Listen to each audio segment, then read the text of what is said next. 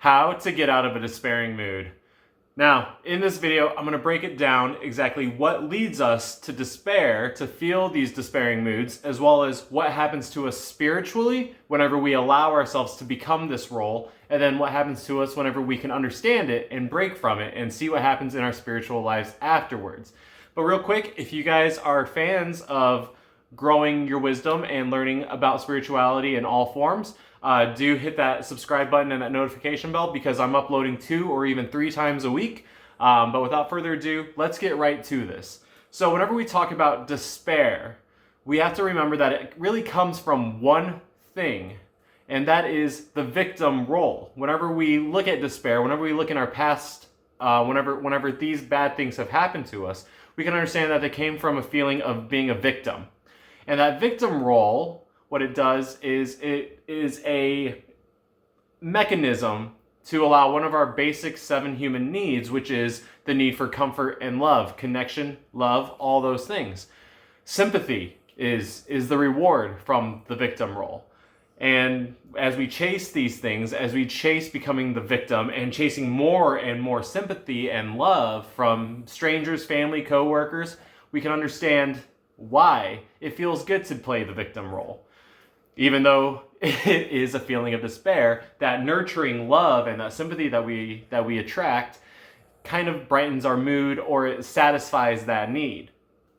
So what happens whenever we go into it in a spiritual mindset, we can see that that becomes our reality. Remember, what you think about becomes. Whatever you imagine, whatever you feel, the universe answers with that.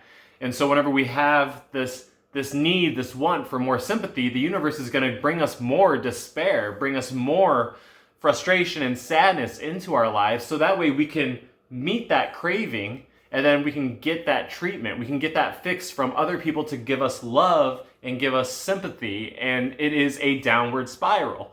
So that's how that victim mentality really plays out. So I'm going to give you a story about 2 people in my life. One is named Tim, the other one is named Blair. Now, Tim has had MS for, I think, 10 years, and Blair has had MS for 5 years. Now, both these people have very, very different perspectives in their worlds.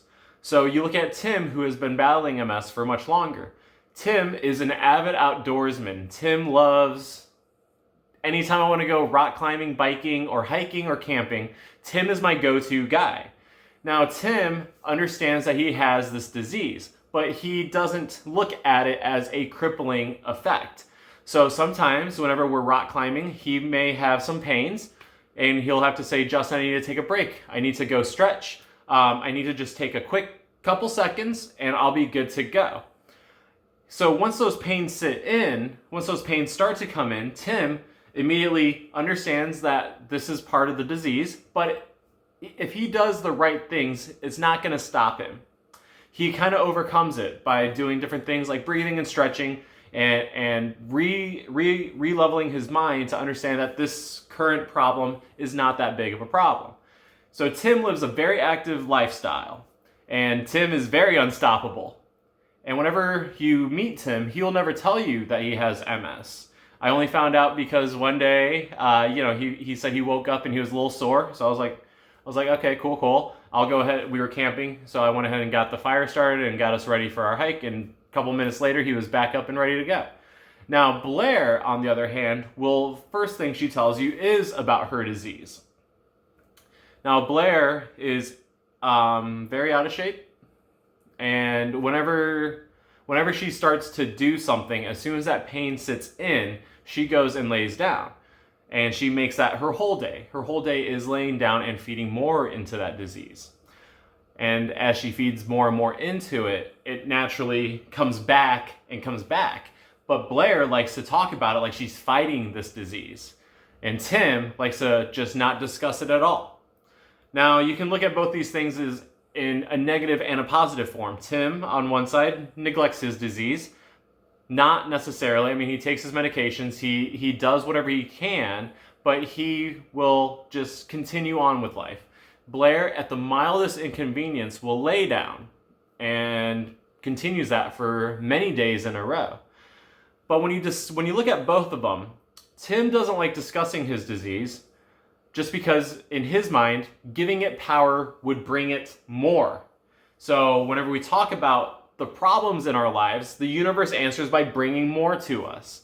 Now, Blair loves talking about how difficult it is to live with MS, even though she's only had it 5 years compared to Tim, who's had it 10 years.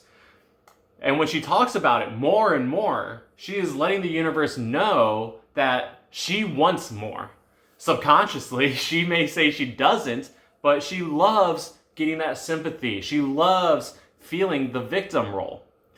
So that's how it works in the spiritual sense, where the more we talk about our problems, the more problems we receive. Now, whenever we can understand how that works, now we can start practicing the spiritual part of the detachment from this disease.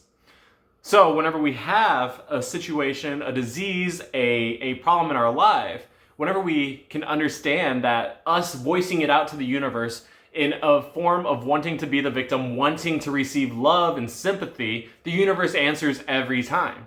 So whenever we have a problem like this, by neglecting this problem, detaching from that want and need of connection and love, now all of a sudden we take the power away from the disease. And I can talk about this too from my own personal experience with my type 1 diabetes. Whenever I go to the endocrinologist and sit in the waiting room, I can look out on all the people who have the disease. I've been battling type 1 diabetes for 22 years.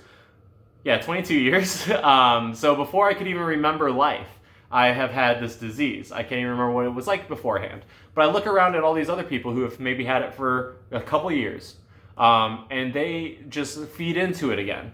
They give up their life. They make excuses saying that they can't do these activities because of the diabetes, and they naturally fall into worse and worse health, eventually leading to blindness, muscle loss, muscle deterioration, and amputation. So understand that whenever we play that victim role, that we just naturally fall into getting more of the pain and the despair and the sadness that we seek subconsciously because we're chasing that sympathy. And so change that victim role and start being that more hero role. Be that more here and now. Understand that right now everything is perfect. And anytime you start to feel these despairs and that sadness, remember that the way the universe responds to it on the spiritual sense is that it will give you whatever you want.